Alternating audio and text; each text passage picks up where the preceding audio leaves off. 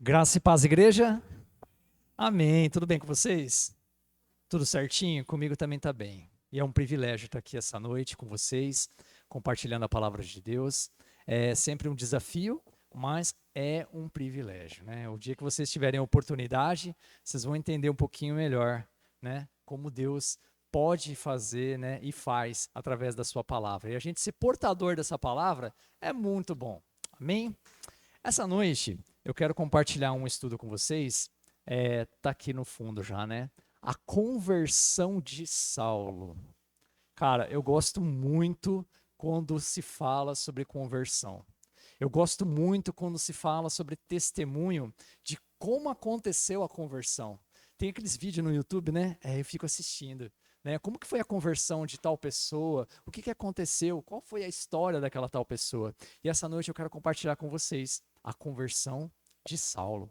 E essa conversão, né, aconteceu no livro de Atos. E só para a gente entender um pouquinho, o livro de Atos, ele vem logo depois dos evangelhos. Mateus, Marcos, Lucas, João, aí depois vem Atos.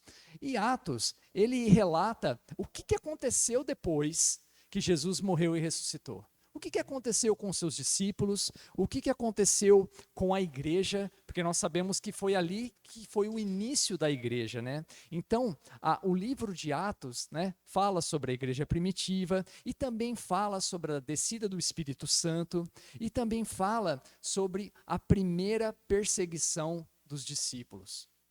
Quando os discípulos começaram a ser perseguidos, né, a igreja começou a crescer, começou a chamar a atenção dos fariseus, ali dos líderes religiosos, e começou ali uma grande perseguição. E no meio dessa perseguição, alguns começaram a fugir de Jerusalém, menos os discípulos. Os discípulos direto de Jesus, eles permaneceram ali, os apóstolos, né?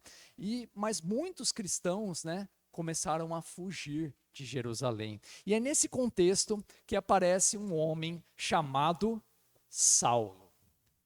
É interessante porque a gente fala muito sobre Paulo, né?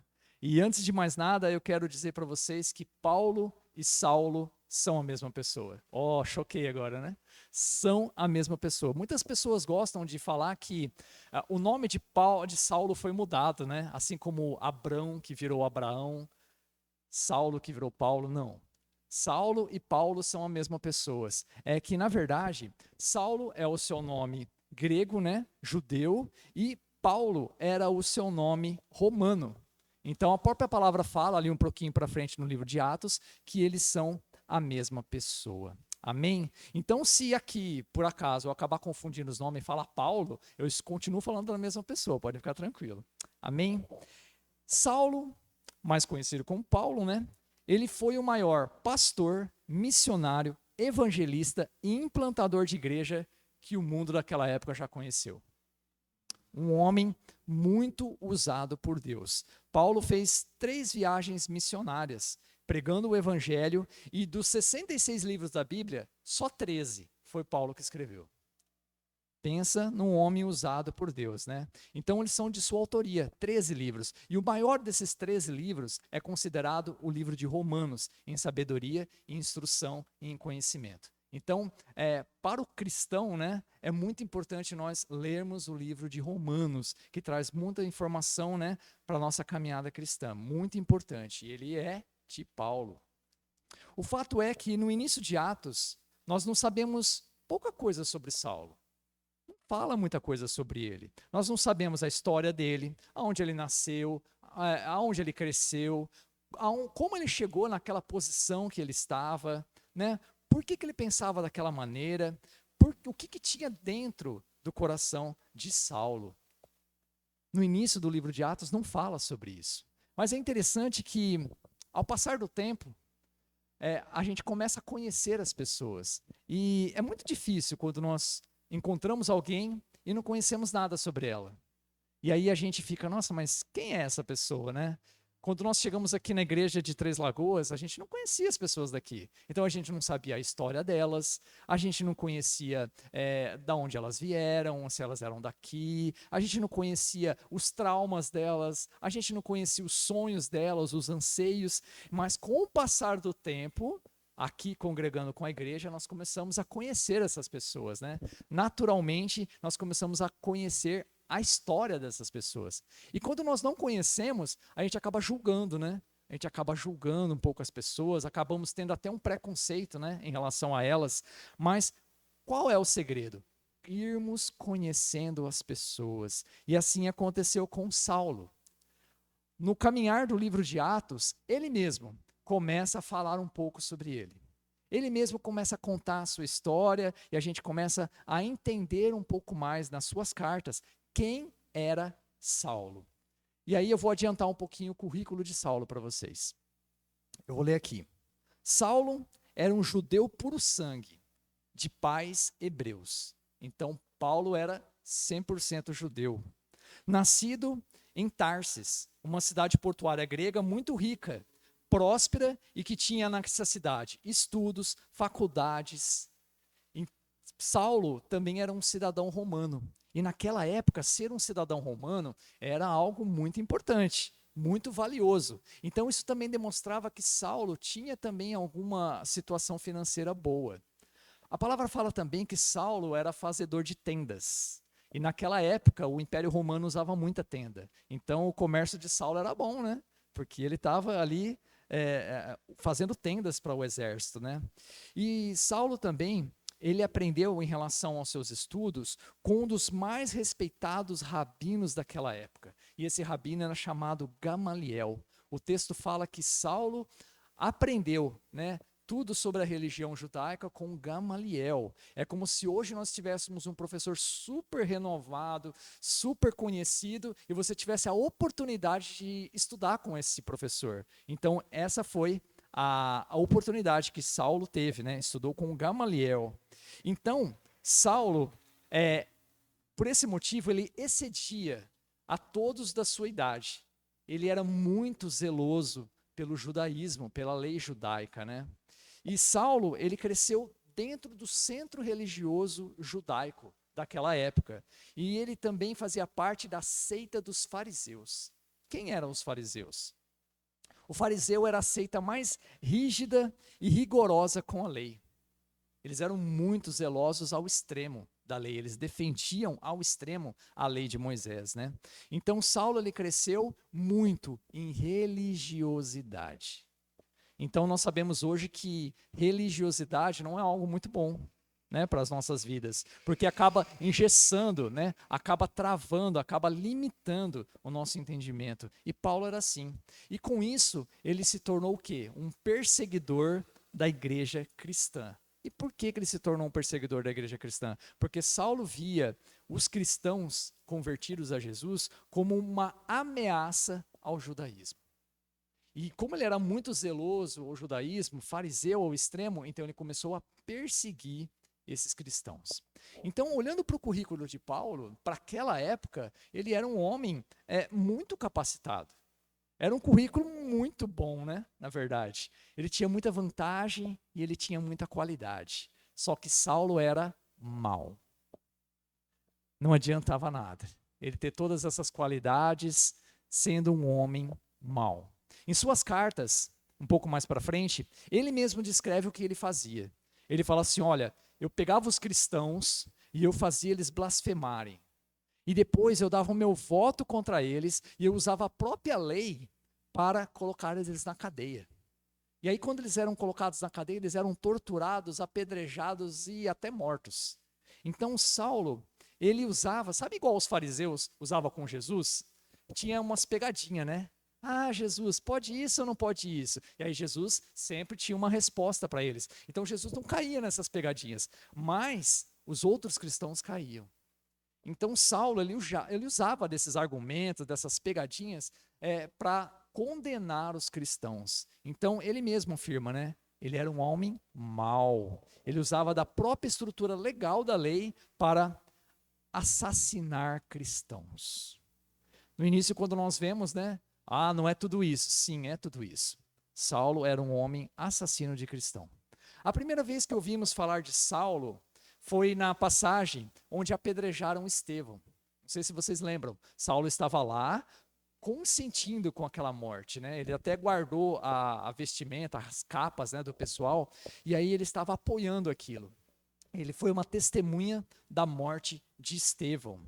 E de repente, ali no verso 9, né, como nós estamos separados ali no texto de Atos 9, aparece esse Saulo novamente. E esse Saulo, o texto fala que ele respirava ameaças de morte contra os discípulos de Jesus. Então, logo no começo do livro, tem uma aparição ali com um apedrejamento de Estevão, e logo depois aparece um Saulo respirando ameaças de morte atrás do cristão. Foi assim. Mas eu não falei para vocês que eu estou falando sobre conversão? Saulo é um homem improvável, né? Para se converter. Quando nós olhamos para a vida de Saulo, a gente fala, esse não vai se converter. Até que um dia, Saulo teve um encontro com Jesus no caminho de Damasco e se converteu. É como se Deus pegasse um homem tão distante do evangelho, né? Um homem tão compromissado com as coisas deste mundo, onde muitos iriam olhar para ele e dizer, esse não converte nem a pau. Jesus foi lá e converteu esse homem. Jesus foi lá e pegou ele de jeito. Você lembra do demoniado gadareno? Aquele que morava no cemitério, que a palavra diz que tinha uma legião de demônios nele, e colocavam correntes naquele homem, e nem correntes seguravam aquele homem. Ele era outro improvável, não era? E Jesus foi lá, libertou aquele homem, né? E aí ele começou até pregar o evangelho. O improvável de conversão. Saulo era um cara improvável, um fariseu legalista, perseguidor e assassino. Ninguém acreditaria na conversão daquele homem. Mas a boa notícia. Qual é a boa notícia? A boa notícia é que existe um poder de Deus que é capaz de mudar qualquer história. Amém? Quem crê nisso? Existe um poder de Deus que é capaz de mudar a história do mais improvável, daquele que a gente fala, esse não. E Deus olha para ele e fala, esse sim. Amém? Esse é o nosso Deus. Essa ação sobrenatural de conversão, de transformação, ela começa primeiro pela nossa mente. E depois ela vai até o nosso coração. E aí nós começamos a externar isso. E há uma mudança de vida. Amém? Essa foi uma introdução de quem era Paulo, de quem era Saulo, ou Paulo. Vamos abrir as nossas Bíblias aqui no livro de Atos, né? Capítulo 9. E nós vamos caminhar até o 22, mas eu vou dando umas paradinhas para a gente ir entendendo. Atos 9, eu vou ler primeiramente de 1 a 9. E essa noite eu vou estar usando a versão revista e corrigida, porque ela tem algumas particularidades que eu achei bem interessante. Amém? Atos 9, eu vou ler de 1 a 9. E Saulo respirava ainda ameaças e mortes contra os discípulos do Senhor. Dirigiu-se ao sumo sacerdote e pediu-lhe cartas para Damasco, para as sinagogas, a fim de que se encontrasse alguns daquela seita, aquela seita eram os cristãos, né? Quer homens, quer mulheres, os conduzissem presos a Jerusalém. Indo no caminho, aconteceu que chegando perto de Damasco, subitamente o cercou um resplendor de luz do céu. E caindo em terra, ouviu uma voz que lhe dizia, Saulo, Saulo, por que me persegues? E ele disse, quem é, Senhor? E disse o Senhor, eu sou Jesus, a quem tu persegues. Duro é para ti recalcitrar contra os aguilhões. E ele, tremendo e atônito, disse, Senhor, que queres que faça? E disse-lhe o Senhor, levanta-te e entra na cidade, e lá te será dito o que te convém fazer. E os varões que iam com ele pararam espantados, ouvindo a voz, mas não vendo nada. E Saulo levantou-se da terra, e abrindo os olhos, não viu a ninguém. E guiando-o pela mão, o conduziram a Damasco. E esteve 3 dias sem ver, e não comeu nem bebeu. Esse foi o testemunho, né, sobre a conversão de Saulo. No meio do caminho, apareceu uma luz, e essa luz foi tão forte que jogou Saulo em terra. É interessante que, quando eu estava estudando, né, eu vi que alguns cristãos também gostam de falar que Saulo caiu do cavalo, né? Mas a palavra não fala cavalo. Eu até procurei o cavalo aqui, mas eu não achei. Enfim, o importante é que Saulo foi ao chão. E esse for ao chão, ele representa, ele simboliza uma quebra, uma rendição, um novo nascimento. Então, essa queda de Saulo foi essa rendição ao poder de Jesus. Tudo o que ele conhecia sobre Deus ali no judaísmo, no fariseísmo, caiu por terra naquele momento. Tudo o que ele fez em nome de Deus, defendendo a Torá, caiu por terra naquele momento. Então a verdade que ele se comprometia e defendia, de repente não era mais a verdade verdadeira ali no coração. E naquele momento ele deixou de ver um Deus apenas como uma ideia religiosa e receber um Deus próximo, um Deus relacional. Imagina como que ficou a cabeça daquele homem. Tudo que ele acreditava, tudo que ele entendia, tudo que ele defendia, de repente é como se alguém falasse para ele: olha, esquece tudo isso, está tudo errado. Não é isso, não é isso. E quando ele cai por terra, né, vem uma voz e fala: Saulo, Saulo, por que me persegues? E aí eu parei para pensar, mas peraí, mas Saulo não estava perseguindo os cristãos? Mas é interessante porque quando Saulo se dedica a perseguir os cristãos, ele também está perseguindo a igreja. E quando Saulo persegue a igreja, ele também está perseguindo a Jesus. E quando nós paramos para pensar nisso, dá um pouquinho de medo, não dá? Porque quando nós, por algum motivo, acabamos falando mal da igreja, prejudicando os nossos irmãos, criticando, né, aquilo que está acontecendo aqui dentro, será que é só a igreja que a gente está atingindo? A gente está atingindo o próprio Deus, porque Jesus ama a sua igreja, é a noiva dele. Então, quando Saulo perseguia a igreja, ele perseguia o próprio Deus.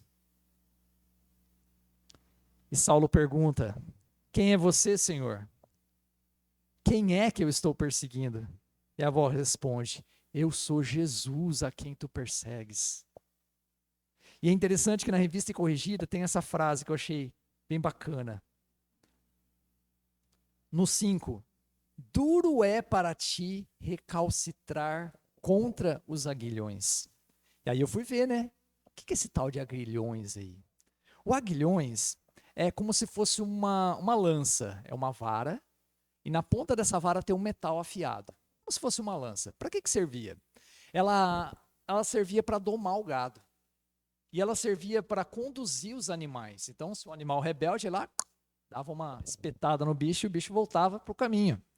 E quando Jesus usa essa frase para Saulo, ele fala: Saulo, duro é para ti recalcitrar contra os aguilhões. Saulo, ele teria que entender que, ele estava lutando, era inútil resistir a um grande poder. Era inútil. Não adiantava nada ele ir contra o poder que existe em Jesus.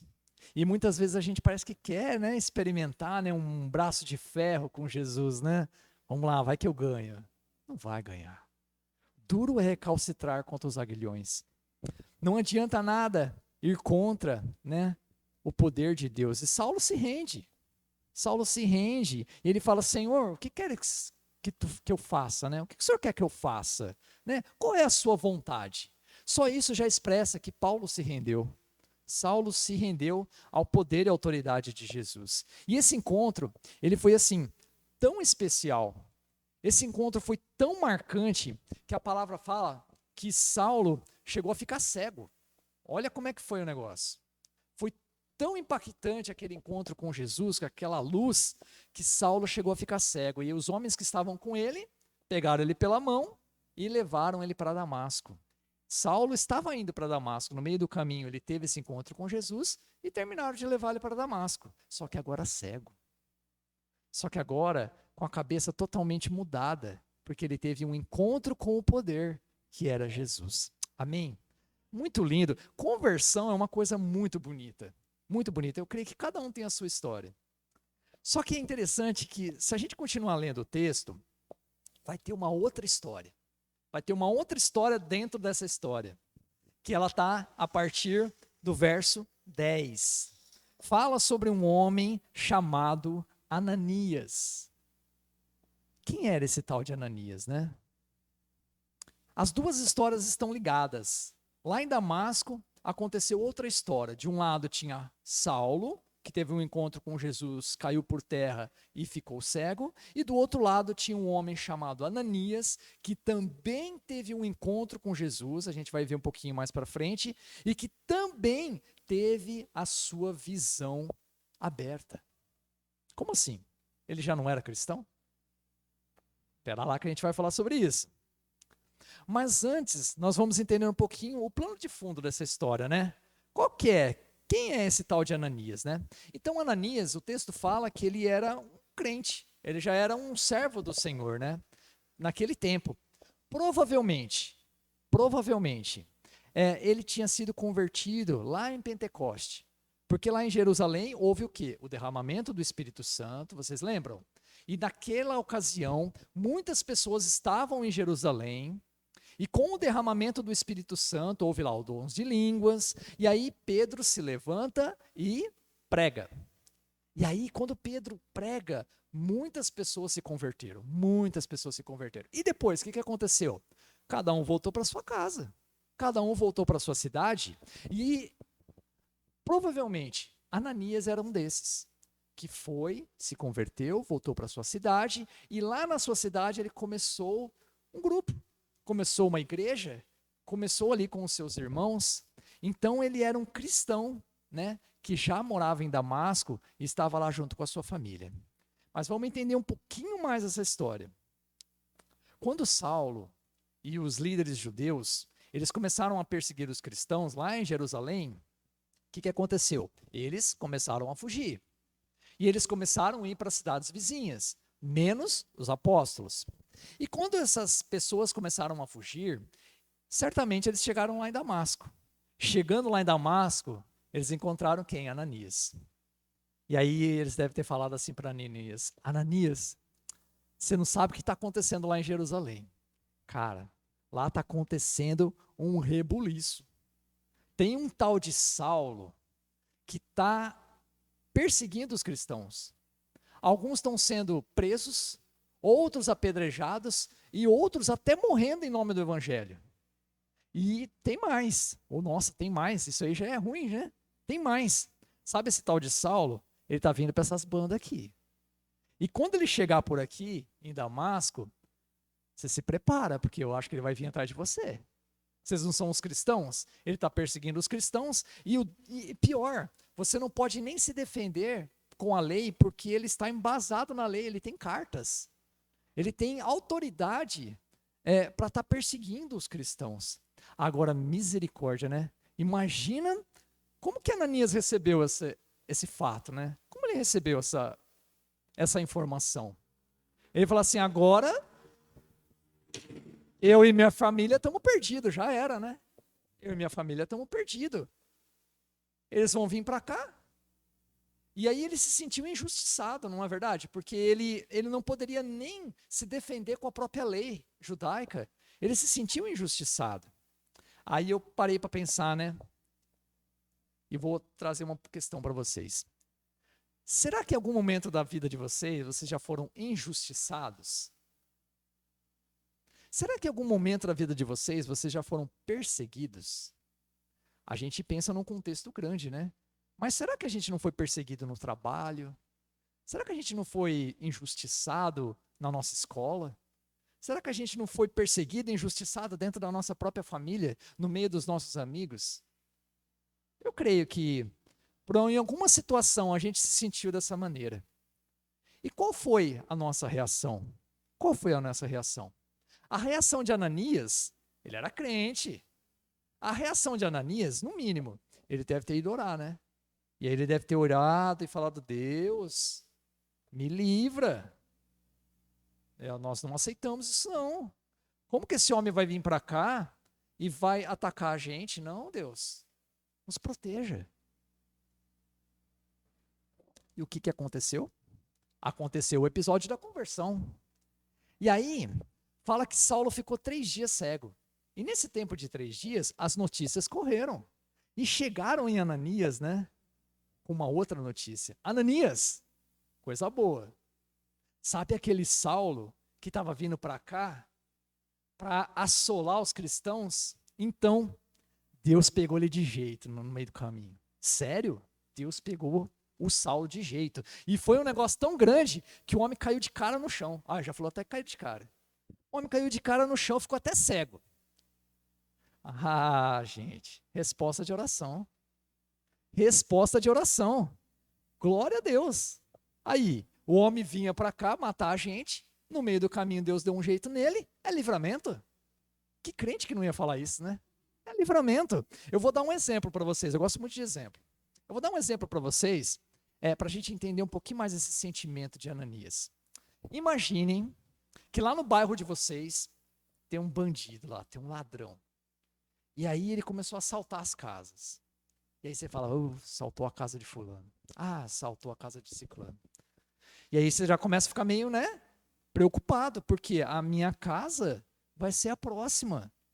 Sabe? O cara tá roubando todas as casas aqui do bairro. E aí a gente fala com a polícia não consegue fazer nada. E aí está aquele sentimento de angústia. O que a gente vai fazer? Vamos orar. Deus, protege. Guarda a minha casa.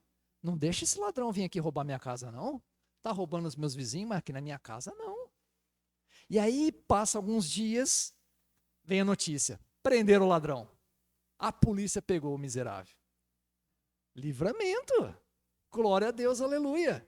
Né? Então, esse sentimento que Ananias teve, desse livramento, certamente eu compartilho desse sentimento. Eu também teria o mesmo sentimento, sabe? Inimigo tem que ser derrotado, né? Esse pessoal tem que se dar mal mesmo. Onde já se viu um negócio desse? Eu sou de uma geração, eu não sei se é a época de vocês, o pessoal que é tudo mais novo, mas eu sou de uma geração que eu assisti o Rambo na sessão da tarde. E o Rambo na sessão da tarde era muito bom, sabe? Metralhadora, né? Faca, boquinha torta, bala pra todo lado. Tempo bom. Agora não, sessão da tarde parece aqueles filmes de cachorro que fala, né? É um negócio meio estranho. Mas no meu tempo, não. No meu tempo, os nossos heróis, eles resolviam coisa no braço. Resolvia coisa no braço. Eu lembro que eu queria ter um quadro do Rambo no meu quarto e minha mãe não deixou eu comprar. Ela não me deu, na verdade. No meu tempo, era assim que se resolvia. Então, eu acho que esse sentimento de que o bem venceu o mal existe em nós. Existe em nós. E Ananias deve ter falado, olha, bem feito. É isso aí. Mereceu. O bem venceu o mal. Mas, vamos continuar a nossa história. Tem um mais aí, né? Aparece Jesus para Ananias. Vamos ler? Verso 10. No verso 10, fala assim. E havia em Damasco um certo discípulo chamado Ananias. E disse-lhe o Senhor em visão, Ananias. E ele respondeu, eis-me aqui, Senhor. Ananias tinha acabado de receber um livramento, não tinha? Então ele deve ter respondido assim, eis-me aqui, Senhor, nós estamos juntos. Olha o livramento que o Senhor me deu, estou feliz. O Senhor ainda veio falar comigo? É isso aí, Jesus, estamos juntos, obrigado. Mas aí vem o 11 e o 12. E disse-lhe o Senhor, levanta-te e vai à rua chamada direita e pergunta lá na casa de Judas por um homem de Tarso chamado Saulo. Opa, peraí. Pois eis que ele está orando. E numa visão, ele viu que entrava um homem chamado quem? Ananias. E punha sobre ele a mão para se tornar a ver. Ananias falou assim, opa, pera lá. Que conversa é essa? Pera lá. É do Saulo que o senhor está falando? Aquele que veio matar, aquele que estava perseguindo os cristãos, eu acho que o senhor não conhece muito bem esse homem, não. Pera ali, eu vou refrescar a memória do senhor, porque não deve ser a mesma pessoa.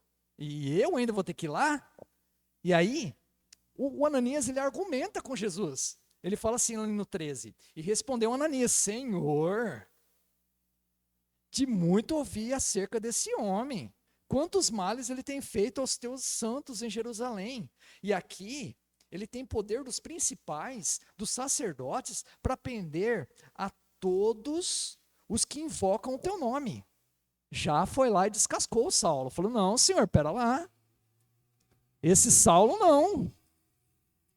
Mas aí, vem o verso 15 e 16, que fala assim, disse-lhe, porém, o Senhor, vai, porque este é para mim um vaso escolhido para levar o meu nome diante dos gentios, dos reis e dos filhos de Israel. E eu lhe mostrarei quanto deve padecer pelo meu nome. Jesus é lindo, meu gente. Jesus é lindo.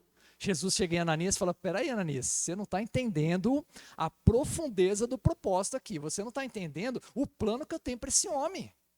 O plano para esse homem, ó, ele vai levar o meu nome aos gentios, ele vai levar o meu nome para os reis e de quebra até os filhos de Israel.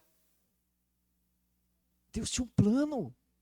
Deus tinha um plano para Saulo e Ananias não estava entendendo. E aí Ananias teve o mesmo sentimento de Saulo nesse momento. Caiu em terra. Caiu em terra. Enquanto Ananias dizia, esse homem não, Jesus dizia, esse homem sim. Só vai, que foi esse que eu escolhi. Então, Jesus revela os planos futuros para a vida de Saulo. E nesse momento, Ananias, né, assim como Paulo, né, como Saulo, ele teve sido jogado no chão. Ele precisou ser jogado no chão. Ele precisou também abrir os olhos dele. É interessante que nós, como cristãos, a gente acaba um pouco caindo nisso, né? A gente não sabe os planos de Deus para aquelas pessoas. E a gente olha a pessoa, julga a pessoa e fala, esse não. Enquanto Deus já escolheu aquela pessoa. Ele só está usando a sua vida para confirmar aquilo que ele já vai fazer. Ele já vai fazer. É maravilhoso isso. Amém? E no verso 17 a 18, Ananias, como um bom cristão, obedece. E ele vai lá no 17 ao 18. E Ananias foi e encontrou na casa e impôs-lhe a mão e disse, irmão Saulo, ó, o homem já até virou irmão para ele. Olha como Ananias entendeu o recado de Jesus. Irmão Saulo, o Senhor Jesus, que te apareceu no caminho por onde vinhas, me enviou para que tornes a ver e seja cheio do Espírito Santo. E logo lhe caíram dos olhos como umas escamas, e recuperou-lhe a vista, e levantou-se e foi batizado. Glória a Deus, glória a Deus. E aí Ananias chega lá em Saulo e fala assim, irmão Saulo, já era o irmão dele. Ó, sabe aquele Jesus que te encontrou ali no caminho? Então pegou eu lá em casa também. E aí eu vim aqui, né? Porque ele tem um propósito para a sua vida. E aí orou, o homem ficou cheio do Espírito Santo e dos olhos dele caíram escamas. E toda vez que eu li esse texto, eu achei muito legal essa analogia das escamas, sabe? E a gente precisa entender uma coisa sobre a conversão. A conversão, quem já experimentou, né? Quem já teve, em algum momento da sua vida cristã, essa conversão, esse encontro, cara, é algo maravilhoso. E além de ser algo maravilhoso, é algo inexplicável, né? A gente não consegue entender como é que a nossa cabeça consegue mudar de uma hora para outra assim tão facilmente, né? É algo inexplicável. Então, a conversão, ela vai muito mais além do que uma religião. A conversão, ela vai muito mais além do que estar numa igreja, sabe? Estar numa igreja é pouco, é muito mais além. A conversão, ela é muito mais além do que um rótulo gospel, cristão, evangélico. É muito mais além que isso. Por quê? Porque a palavra fala que os olhos são abertos. Cara, os olhos são abertos. E nós somos libertos, nós somos transformados. E quando nós percebemos, né, as coisas, né, o mundo à nossa volta de uma forma diferente, porque a nossa visão mudou. O nosso entendimento mudou. Aquilo que para nós parecia bom, não é. Aí a gente entende que aquilo não era tão bom assim. E aquilo que a gente falava, não, isso aqui eu não quero. Aquilo é que era bom para você. Sabe, esse entendimento, a gente começa a ter uma vida com propósito. E eu sempre ouvi isso na igreja, quando eu entrei na igreja, eu achava tão bonito. Vida com propósito. Eu falei, que legal. Vida com propósito, porque assim, a gente não está aqui por estar. A gente não está aqui só levando a vida. A gente não está aqui só ocupando um espaço. Nós temos um propósito. E antes de conhecer a Cristo, eu nem pensava nisso. Falei, não, estamos aqui, né? Eu não sei como é que é a vida. Mas a vida com Deus é uma vida de propósito. Tem uma razão para isso. E o próprio exemplo está aqui em Saulo. Por que Jesus foi lá e pegou o improvável? Porque tinha um propósito para a vida dele. E para nós também. Amém? Então, quando nós temos essa visão transformada, a gente começa a ver as coisas de uma forma diferente. Vou dar um exemplo para vocês. Sabe quando você está assistindo a novela? Misericórdia, eu sei que ninguém gosta de novela aqui. Mas, quando você está vendo a novela, você já começa a perceber uns negócios que você fala, pera lá, né? Você começa a assistir um filme, o filme tá legal. Mas aí você olha o negócio e fala, pá, aí não dá, hein? Aí forçou a barra. Quando a gente começa a ver abusos, quando a gente começa a ver propina, quando a gente começa a ver esquema, uma coisa que me incomoda muito é o jeitinho. Sabe quando a gente começa a ver os jeitinhos? Não, faz assim que é melhor. Isso me incomoda. Sabe, quando a gente começa a ver a corrupção, a gente começa a olhar o dinheiro de uma forma diferente. Sabe, a gente começa a olhar para o dinheiro e fala, não, pera lá. A gente está na mão invertida aqui, é eu que controlo esse dinheiro, não é o dinheiro que controla a minha vida. A gente começa a entender, quando a gente começa a olhar para o sexo, quando a gente começa a olhar para o casamento, quando a gente começa a olhar para o homem, para a mulher, a nossa forma de olhar para essas pessoas, a nossa forma de entender as situações muda. Muda. Vai falar para mim que não muda. Muda, porque a gente tem o quê? Os olhos abertos. A gente começa a entender. Então, agora com os olhos abertos, sabe aquela coisa de regrinha? Igreja, né? Quando eu também comecei a minha caminhada, tinha esse negócio, isso aqui pode ou isso aqui não pode?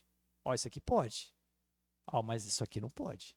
Sabe, se converter, cara, ter um encontro verdadeiro com Cristo, vai além dessas regrinhas. Vai além dessas regrinhas de pode e não pode. Então, a conversão é uma mudança de vida, né? Porque se não for assim, tem alguma coisa errada. Se isso que eu acabei de falar para vocês não fazer nenhum sentido para vocês, a gente tem que até que questionar a nossa conversão. Falar, peraí, como que eu tive encontro com Jesus e a minha vida continuou a mesma coisa? Sabendo que a palavra de Deus afirma que ela muda, e que ela transforma, que ela cura e que ela liberta. Então está acontecendo alguma coisa aqui. Provavelmente sou eu. Mas Saulo, ele se converteu. Saulo teve, né, esse encontro verdadeiro com Cristo. E o texto continua falando, até o 22, sobre algumas situações que aconteceram com ele depois da conversão. Saulo começou a dar passos de fé. Isso é importante, porque não adianta nada a gente aceitar Jesus e não dar passos de fé. Mas Saulo, ele começou a dar alguns passos de fé, a partir do versículo 18. Então, o primeiro passo de fé de Saulo foi que ele foi batizado. Está lá no 18. Vamos ler com a gente aqui, ó. 18. E logo lhe caíram dos olhos como escamas e recuperou a vista. E levantando-se, foi batizado. Passo de fé. Eu não ia falar sobre isso, mas eu não aguento. Quando me chamaram para batizar, eu não aceitei, na hora. Eu nem pensei. Ayrton, então a gente estava pensando se você quer batizar. Não, eu nem pensei. Aí, pensa numa semana tribulada que eu passei. Eu senti umas coisas que eu não sei explicar até hoje. Um incômodo, um sentimento de que eu tô devendo alguma coisa, sabe? E eu falei, pera lá, que negócio é esse? Aí fui falar com a Fabiana, né? Fabiana era a crentona, né? Falou, vou lá falar com a Fabiana. Fabiana, ó, seguinte, me chamaram para batizar, eu falei que eu não queria, e agora o negócio tá meio esquisito aqui na minha semana aqui. O que tá acontecendo? Aí ela, com toda a sabedoria do mundo, né? Ela falou, não sei. Eu falei, que bom, né? Então vamos falar com o pastor, né? Porque você não pode me ajudar. E aí eu marquei, liguei pro pastor, falei, pastor, tem como eu dar uma conversada com o senhor e tal? Aí ele falou, pode, mas aí é só domingo que vem. Eu falei, nossa, beleza. Uma semana atribulado. Chegou no domingo, depois do culto. Aí ele falou assim, então, pastor, vou conversar um pouquinho com o senhor. Eu falei, então, pastor, me chamaram para batizar, foi o presbítero que me chamou. Me chamaram para batizar e eu falei que eu não queria, mas aí eu comecei a sentir uns negócios estranhos. O que o senhor acha, né? Olha que pergunta para o pastor, né? O que o senhor acha? Será que eu batizo? Aí o pastor falou assim para mim, né? Olha, só existem dois lugares, lembra até hoje, luz e trevas. Você está na luz ou você está na trevas. Não tem o meio do caminho, não tem a penumbra. E só jogou na minha mão de volta. E eu falei, gente, só tem luz e trevas, eu quero é luz. E aí eu falei, não, pastor, ó, coloca meu nome na listinha lá, por favor. Quando vai começar o cursinho? E aí eu fui batizado. E Saulo, ele foi batizado. E é interessante que o batismo é uma confissão pública da nossa fé em Cristo, né? É um sinal, o batismo é um sinal de arrependimento dos nossos pecados. O batismo oficialmente nos torna membros daquela comunidade, né? Membros da família de Cristo, e nós somos participantes da mesa do Senhor. Quando o pessoal ia tomar ceia, eu ficava sentado, eu falei, não, tem alguma coisa errada. Sabe, então hoje eu sou participante, eu entrei na aliança. O batismo é tudo isso. E Saulo, rapidamente, foi batizado. Primeiro passo. Mas aí Saulo deu outro passo de fé, né? Saulo mudou o seu círculo de amizades. Isso é muito legal. Tá aqui no 19, ó. No 19 fala assim: e tendo comido, Saulo, né? E tendo comido, ficou confortado. E esteve Saulo alguns dias com os discípulos que estavam em Damasco. Olha aí. Quem que era a turminha de Saulo? Saulo andava com quem? Com os fariseus, né? Saulo era da turminha dos fariseus. Mas aí a turminha de Saulo mudou. Aí agora Saulo anda com os crentes. Saulo anda com os discípulos de Jesus. E aí eu parei para pensar, falei, gente, será que eu estou disposto a mudar o meu círculo de amizade por amor a Jesus? Vou até repetir. Será que hoje, eu, você, nós, estamos dispostos a mudar o nosso círculo de amizade por amor a Jesus? Aí você vai falar para mim, peraí, Ayrton, não é bem assim, eu tenho que evangelizar os perdidos. Eu tenho que alcançar, eu não posso me afastar desse povo. Amém. Só que existe uma situação. Nós temos que alcançar esse pessoal, né? Nós temos que alcançar o perdido, mas nós não precisamos permanecer junto com aqueles que vão derrubar a nossa fé. Nós não temos que estar no mesmo ambiente aceitando todas aquelas coisas erradas, porque isso vai corromper a nossa fé. Agora tem o seguinte, se lá na frente, na sua caminhada cristã, Deus falar com você, olha, Ayrton, então é o seguinte, ó, agora eu quero que você evangelize esses perdidos aqui. Cara, vai tranquilo. Porque eu tenho certeza que se Deus colocou isso no seu coração, Ele já te capacitou para isso. Mas quando a gente se converte, a gente é bem bebê espiritual. Quando a gente brincava na rua, o menorzinho era chamado de café com leite, né? Então a gente é bem café com leite. Então o que acontece? Não é tempo. Então é mais saudável nós mudarmos o nosso círculo de amizade. Sabe? Para a gente crescer na fé, a gente tem que andar com pessoas da fé. Para a gente entender mais da caminhada cristã, nós temos que andar com pessoas que são tementes a Deus.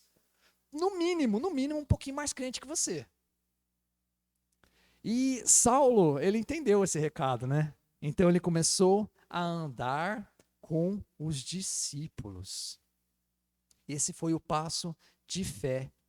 Existem lugares que não servem mais para o crente. Existem lugares que você pode até ter frequentado, mas não serve mais para você. E isso a gente precisa pensar muito bem. Saulo deu mais um passinho de fé, que está lá no verso 20. Vamos ler o vintão aqui. Fala assim: e logo, nas sinagogas, pregava a Jesus que este é o Filho de Deus. Peraí, deixa eu ler de novo que eu não entendi. E logo, nas sinagogas, pregava a Jesus. Mas não acabou de converter? Como é que já estava lá na sinagoga pregando? O homem era corajoso, hein? Logo após a conversão. Não demorou nada não, viu? Às vezes a gente precisa ter um pouco dessa ousadia, sabe? Ter um pouquinho dessa coragem. Quem já passou por isso? Sabe? O novo convertido, ele não consegue ficar calado. Quando você experimenta algo muito bom, quando você tem acesso a um lugar muito legal, vamos dizer assim, eu fui viajar, eu fui em uma cidade, eu fui em um lugar, eu experimentei uma comida, eu comprei um objeto, e aquilo é muito legal, o que você faz? Você fala para os outros, não fala? Descobri um negócio legal aqui, é isso aqui. Agora imagina você descobrir um negócio maravilhoso. Imagina você descobrir a Jesus. Você vai ficar quieto? Não dá. Não dá porque, você transborda aquilo. Você tem que falar de Jesus. Falar, olha, poxa vida, Jesus é maravilhoso. Ele me libertou de uma vida de pecado. Ele mudou a minha história e ele me deu uma paz e uma alegria que excede todo o entendimento. Cara, é incrível isso. Como que você tem uma paz que excede todo o entendimento? Como que você sente uma alegria que excede todo o entendimento, que não tem uma explicação? É Jesus. E aí, quando Jesus entra na vida do cidadão e tudo aquilo começa a aflorar, não tem como ficar quieto. Não tem como. E Saulo, ele não ficou calado. Mas aí você vai falar, mas eu tenho vergonha. Eu entendo. Mas dá para não ter. Porque muitas vezes a gente não tem vergonha para fazer tantas coisas vergonhosas. Por que a gente vai continuar tendo vergonha de falar de algo maravilhoso? Sabe, eu entendo a dificuldade. Eu entendo, eu já passei por isso. Mas quando nós nos colocamos disponíveis a Deus e quando nós deixamos ser capacitados por Deus, a gente fala naturalmente. A gente transborda isso de uma forma muito natural. A gente tem apenas que estar disponível, porque o resto é com Ele. Ele é que vai fazer. E aí tem mais um passinho que Saulo deu, né? O quarto passo aqui fala que as pessoas notaram a sua mudança. Está lá no versos 21 a 22. Fala assim: todos os que ouviram estavam atônicos e diziam: uai, ou eu uso um mineirês aqui, uai, não é este o que em Jerusalém perseguia os que invocavam este nome, e por isso veio aqui para os levar preso os principais dos sacerdotes? 22. Paulo, porém, se esforçava. Não, perdão, eu acelerei aqui. Houve uma mudança na vida de Saulo tão grande que as pessoas começaram a notar. As pessoas olharam para ele e falaram assim: peraí, quem é esse? Não era o perseguidor? O que ele está fazendo aqui na sinagoga falando de Jesus? O homem que atacava os cristãos, como é que está falando de Jesus? Sabe, naturalmente as pessoas vão ver isso na sua vida. Você é uma pessoa nova. Você é uma pessoa mudada. Em 2 Coríntios 5,17, o que fala? Quem lembra desse versículo? Assim que, se alguém está em Cristo, o que ele é? Nova criatura é. As coisas velhas, o que aconteceram com elas? Já passaram. E tudo se fez novo. O versículo fala isso, que aquele que é verdadeiramente convertido a Cristo Jesus, ele é uma nova criatura. As coisas velhas já passaram, eis que tudo se fez novo. E as pessoas vão te encontrar na rua e vai falar assim: você não era aquele caba safado, sem vergonha, mentiroso, cachaceiro, chegado no dinheiro? Nossa, como você está mudado. O que aconteceu contigo, né? O que aconteceu? Como você mudou? Como você está diferente? As pessoas começam a notar, isso aconteceu comigo também, a gente começa a mudar até o nosso jeito de vestir, né? As meninas que têm uma roupa meio diferentinha aí, começa a se vestir melhor. A gente começa a falar diferente, né? A gente não xinga mais, não tem palavrão, né? A gente pensa um pouquinho mais antes de falar. A gente muda o nosso caráter. As pessoas falam: olha, eu não esperava que ele ia agir dessa maneira, né? A gente começa a ficar até mais bonito, sabe? O pessoal olha pra gente e fala: tá até mais bonita. O que aconteceu com esse cidadão? Quem já passou por isso? Eu já passei por tudo isso aqui. E por isso que eu gosto de falar disso, sabe? A única coisa que eu não passei é que o povo falou que eu fiquei mais bonito. Isso aí eu não passei. É porque, na verdade, eu sempre fui bonito, então isso não mudou. Autoestima, gente, isso está em alta. As pessoas à nossa volta, naturalmente, elas vão notar a mudança. E se não notar a mudança, meu querido, tem alguma coisa errada aí. As pessoas têm que notar a mudança. E o último passo aqui que Saulo deu. Saulo pagou o preço. Versos 22. Saulo, porém, se esforçava muito mais e confundia os judeus que habitavam em Damasco, provando que aquele era o Cristo. Saulo se esforçava muito. Pensa que a conversão de Saulo foi fácil? Foi não. Paulo se esforçava muito. Vai ser fácil? Não. Vai valer a pena? Vai. Ser cristão verdadeiro vale muito a pena. Sabe aquela música do Juliano Som? Vai valer a pena sim, eu sei. Vai valer a pena. Então esse esforço faz parte, gente. Faz parte. A gente precisa pagar um preço um pouquinho mais alto. Porque se não tivesse precinho um pouquinho mais alto, a gente é como todos os outros. A gente não há diferença entre nós. Nós pagamos um preço mais alto, por quê? Porque vale a pena. Vale a pena andar com Cristo. Quem crê? Vale a pena. Glória a Deus. E aí agora eu vou dar um resuminho aqui para a gente terminar o nosso estudo dessa noite. Nós vemos duas histórias, não vimos? Nós vimos a história de Saulo, né? Que com uma compreensão totalmente errada e distante de Deus, um homem que perseguia e matava cristãos, que teve um encontro com Cristo e a sua visão foi aberta. E a nossa segunda história foi um homem chamado Ananias, que conhecia Deus, que já fazia parte de uma igreja e que também precisou ter um encontro com Jesus para que a sua visão fosse ampliada, para que a sua visão fosse ainda mais aberta, ampliada para os planos de Deus. Saulo estava do lado de fora, Ananias estava do lado de dentro. Mas é fácil a gente falar de quem está fora, né? É fácil a gente falar de quem está no mundão, quem está com a vida toda errada. Eu falei, isso aí precisa de Jesus. Mas é tão difícil a gente falar de quem está dentro, né? É difícil a gente falar dos nossos irmãos. E tem cristão, infelizmente, que precisa ter esse encontro novamente com Jesus, sabe? Para ter uma visão ampliada. Essa visão ampliada é uma visão de reino, sabe? Quando Jesus falou para Ananias os planos que ele tinha para Saulo, não era um plano ampliado, não era um plano para o futuro, não era um plano de reino, daquilo que iria acontecer. Tem muito crente que não entendeu essa visão de reino ainda, sabe? O reino de Deus é para hoje, mas o reino de Deus não é só aqui. Tem muita coisa. E se a gente pensar em missionários, né? Nós temos os nossos missionários dentro da Holiness. Se a gente pensar em missionário, como é amplo, é muito maior do que a nossa reunião de domingo aqui essa noite.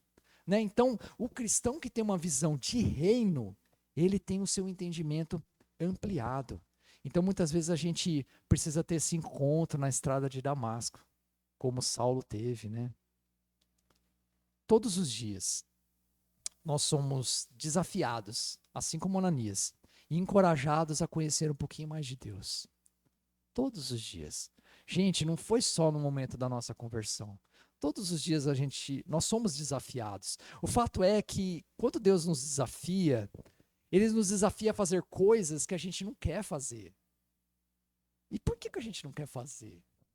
Porque a nossa vida cristã está muito gostosinha, né? A gente está muito acomodado. E aí, quando aparecem alguns desafios da nossa vida cristã, a gente fala assim: pera lá, Jesus. Parece baiano, né? Pera lá, meu rei.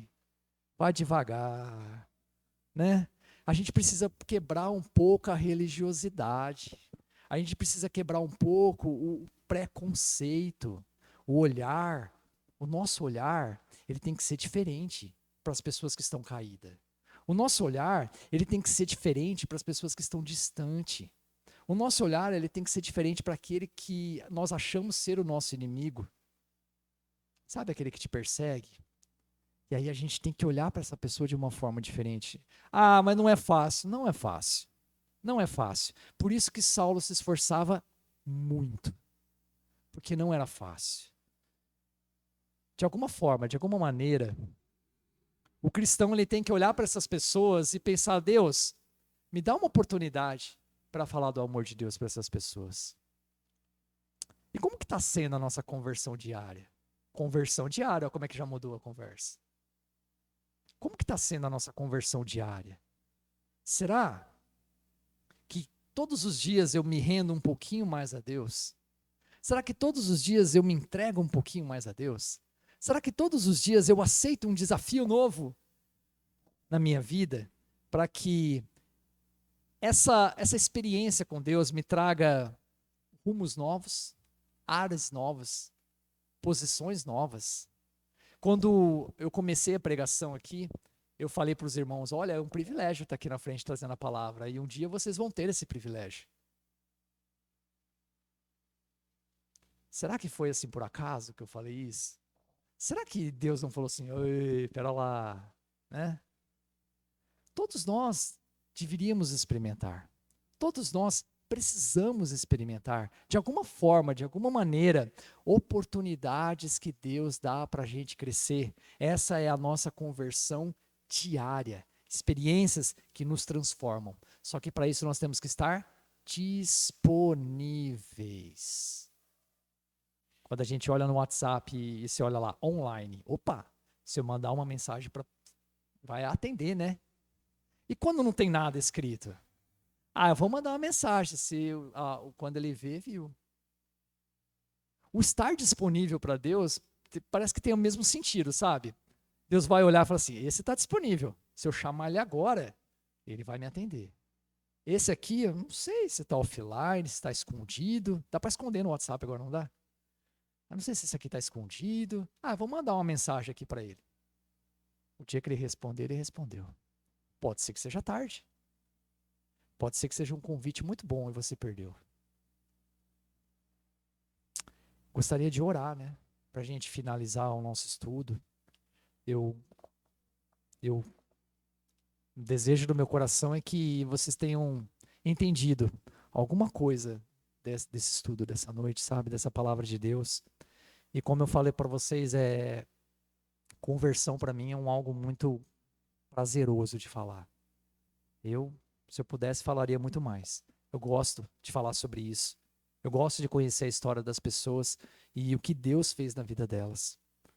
E essa noite, se você se sente paralisado, se você se sente fraco, se você se sente desanimado, e você gostaria de experimentar novamente essa alegria, sabe, de um novo convertido, essa alegria de um novo convertido, sabe? Se você tem o desejo de trazer à sua memória aquilo que te traz esperança, né? A nossa esperança está em Cristo. A nossa esperança da salvação está em Cristo Jesus.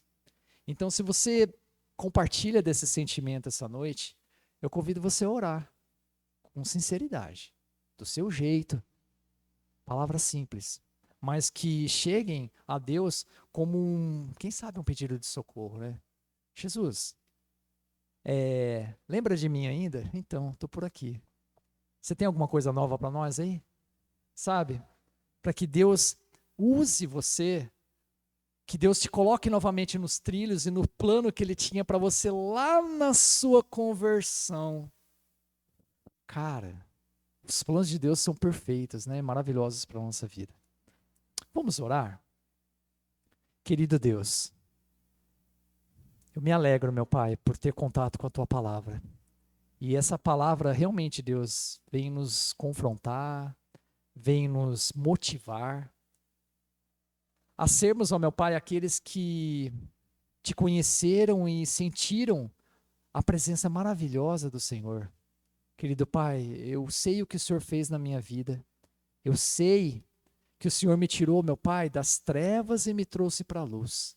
E eu creio também, meu Pai, que os meus irmãos que estão aqui essa noite também, em algum momento da caminhada cristã, experimentaram do Senhor. Mas muitas vezes, meu Pai, nós ficamos pelo caminho. Nós nos sentimos fracos, Deus. Nós nos sentimos menos valorizados, incapacitados. Mas não foi isso que o Senhor tem para nós. Não é isso que o Senhor preparou para nós. Eu oro, meu Pai, essa noite para que o Senhor nos restaure, que o Senhor nos fortaleça, que o Senhor acenda em nós novamente essa chama do Evangelho, essa visão de reino. Abre os nossos olhos, Deus. Se for preciso, nos joga no chão. Se for preciso, Deus, puxa a nossa orelha, Senhor, para que nós venhamos, ó meu Pai, ser renovados pelo Senhor, para que nós venhamos a ser instrumentos prontos e preparados na sua mão. Quebra, Deus, toda mentira no meio do teu povo. Quebra, Santo Deus, toda a incredulidade. Quebra, Santo Deus, todo o coração de pedra. Tira, Santo Deus, toda a voz que não vem do Senhor, do nosso coração, da nossa mente. Abre o nosso entendimento, Senhor Deus. Querido Pai, que toda mentira de Satanás caia por terra em nome de Jesus. Que as nossas vidas, ó meu Pai, sejam libertas e curadas agora neste momento, Senhor. Que nós venhamos, ó meu Pai, ser pessoas diferentes, que hoje não seja apenas um culto, que o Espírito Santo ministre as nossas vidas de forma profunda. Que o Espírito Santo fale aos nossos ouvidos. Ai, acorda. Ei, volta. Fica firme. Vai valer a pena. E nós cremos, ó Santo Deus, que vale muito e tem valido. Muito obrigado, Deus, por esse tempo. Obrigado pela tua palavra. Tu és fiel, tu és maravilhoso. O Senhor luta as nossas lutas, Santo Deus. O Senhor nos conhece verdadeiramente. Nós te damos graças, Deus. Como é bom servir ao Senhor. Como é bom estar na tua casa. Como é bom te conhecer, Senhor. E que muitos outros te conheçam também. Se for pela tua graça e pela tua misericórdia, Deus nos usa. Do nosso jeito acanhado de falar, do nosso jeito enroscado, nos usa. Para que outros, meu Pai, venham te conhecer. Que nós não venhamos apenas reter a que o Senhor nos deu, que nós venhamos a proclamar, distribuir àqueles que estão à nossa volta. Obrigado, Senhor, por essa palavra. Em nome de Jesus oramos. Amém. Amém? Eita glória!